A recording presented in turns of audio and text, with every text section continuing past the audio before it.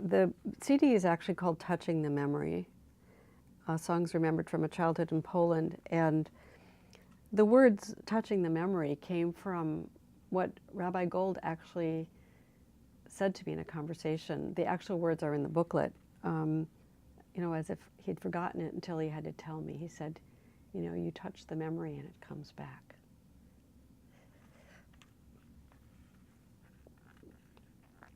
And that was, I don't know, that meant a lot to me.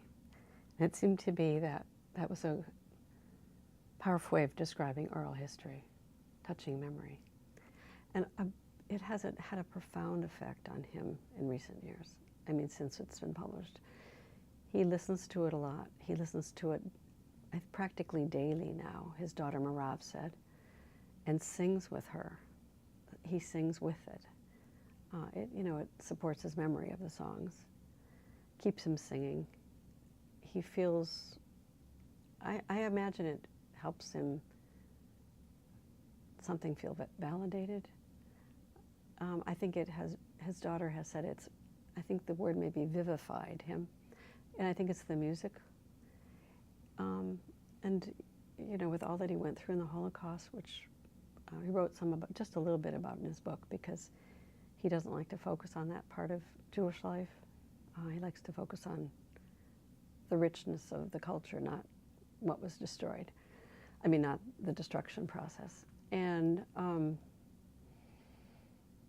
so the music vivifies him, and it kept his memories alive of that part of his life. And it's emotional, it's expressive, and when I see him, we sing together. I think has had a big impact on him.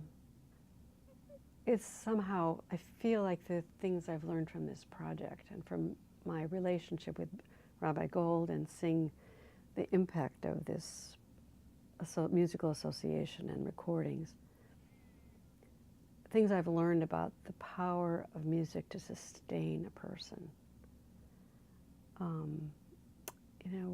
What impact did his mother's singing have on him, such that he was very musical, and his father, that he was musical, and that he remembered these, and this is what he remembers from his youth, and so that music now continues to keep him going, and